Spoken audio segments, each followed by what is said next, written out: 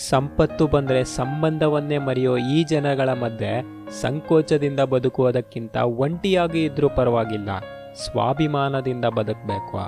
ಒಂಟಿಯಾಗಿರೋ, ತಾಳ್ಮೆಯಿಂದ ಇರೋ, ಯಾರಿಗಾಗಿಯೂ ಗೋಗರೆಯದಿರೋ, ಯಾರ ಹಿಂದೆಯೂ ಜಾರದಿರೋ. ನಾವು ಬೇಕು ಅನ್ನುವವರು ಬರಲಿ, ಬೇಡ ಎನ್ನುವವರು ದೂರವೇ ಇರಲಿ. ಜೀವನದಲ್ಲಿ ಯಾವುದೂ ಶಾಶ್ವತ ಅಲ್ಲ.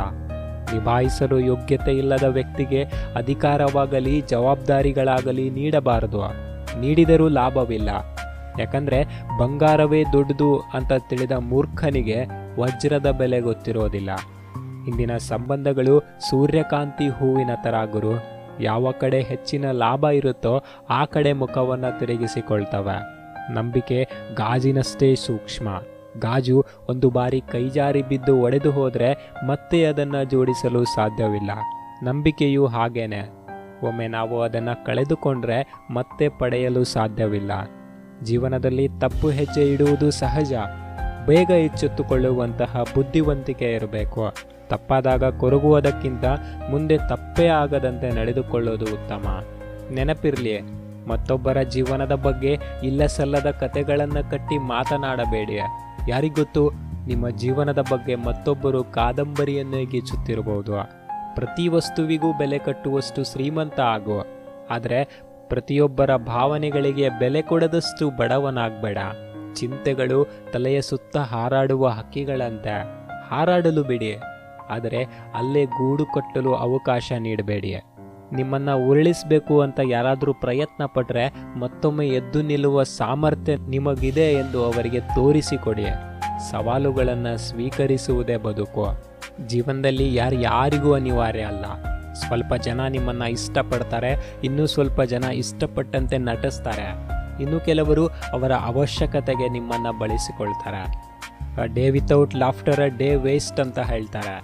ಆನಂದರಹಿತ ದಿನವೆಂದರೆ ಆ ದಿನ ವ್ಯರ್ಥವಾದಂತೆ. ಒಂದು ದಿನವನ್ನು ಸಂತೋಷವಾಗಿ ಕಳೆದರೆ ಅದು ಗಳಿಕೆ ಇದ್ದಂಗೆ. ಒಳ್ಳೆಯ ಆಲೋಚನೆ, ವ್ಯಾಯಾಮ, ಸೂರ್ಯನ ಕಿರಣ, ಆರೋಗ್ಯಕರ ಆಹಾರದಿಂದ ನೀವು ಇನ್ನೂ 30-40 ವರ್ಷಗಳ ಆರೋಗ್ಯಕರ ಜೀವನವನ್ನು ನಡೆಸಲು ಸಾಧ್ಯ. ಎಲ್ಲದಕ್ಕಿಂತ ಹೆಚ್ಚಾಗಿ ನಿಮ್ಮ ಸುತ್ತಲಿರುವವರನ್ನು ಪ್ರೀತಿಸಿ ಮತ್ತು ಬೆಂಬಲಿಸಿ. ಮನಸ್ಸು ಒಪ್ಪುವ ಕೆಲಸಗಳನ್ನು ಮಾತ್ರ ಮಾಡಿ. ಅವರಂತೆ ನೀನಿದ್ದಾಗ ಎಲ್ಲರೂ ನಿನ್ನವರೇ. ಒಮ್ಮೆ ನೀನು ನಿನ್ನಂತೆ ಇದ್ದು ನೋಡು, ಯಾರು ನಿನ್ನವರು ಅನ್ನೋದು ತಿಳಿಯುತ್ತೆ.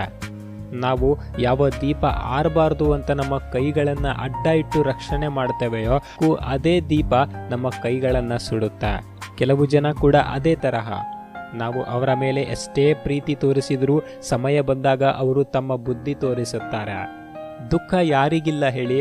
ಆಗೋದೆಲ್ಲ ಒಳ್ಳೆಯದಕ್ಕೆ. ನಗ್ತಾ ಇರುವ. ಯಾವಾಗಲೂ ಬೆವರ ಹನಿ ಭರವಸೆ ಕೊಡುತ್ತೆ. ಕಣ್ಣೀರ ಹನಿ ಬದುಕು ಕಲಿಸುತ್ತೆ.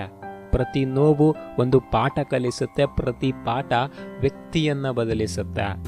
ಉಸಿರು ನಿಂತರೆ ಮಾತ್ರ ಸಾವಲ್ಲ. ಬದುಕಿದ್ದಾಗ ಯಾವುದೇ ಪ್ರೀತಿಗೆ ಮತ್ತು ಭಾವನೆಗಳಿಗೆ ಬೆಲೆ ಸಿಗದೆ ಹೋದಾಗ ಅನುಭವಿಸುವ ನೋವು ಕೂಡ ಒಂದು ರೀತಿಯ ಸಾವೇ ಆಗಿರುತ್ತೆ. ಸಂತೋಷ ಕಲಿಸಲಾಗದ ಅನೇಕ ವಿಷಯಗಳನ್ನು ಕಣ್ಣೀರು ಕಲಿಸುತ್ತೆ. ಗೆಲುವು ಕಲಿಸಲಾಗದ ಎಷ್ಟೋ ಪಾಠಗಳನ್ನು ಸೋಲು ಕಲಿಸುತ್ತೆ. ಸ್ನೇಹ ಕಲಿಸಲಾಗದ ಎಷ್ಟೋ ಎಚ್ಚರಿಕೆಗಳನ್ನು ಮೋಸ ಕಲಿಸುತ್ತೆ. ಅದಕ್ಕೆ ಹಿರಿಯರೇ ಹೇಳ್ತಾರೆ, ಏನೇ ನಡೆದರೂ ನಮ್ಮ ಒಳ್ಳೆಯದಕ್ಕೆ ಅಂತ. ಮನೆ ಸಣ್ಣದಾಗಿದ್ದರೂ ಮನಸ್ಸು ದೊಡ್ಡದಿರಲಿ. ಹೃದಯ ಮುಷ್ಟಿಯಷ್ಟಿದ್ದರೂ ಪ್ರೀತಿ ಸ್ನೇಹ ಬೆಟ್ಟದಷ್ಟಿರಲಿ. ಹಣದಲ್ಲಿ ಬಡತನ ಇದ್ದರೂ ಗುಣದಲ್ಲಿ ಶ್ರೀಮಂತಿಕೆ ಇರಲಿ.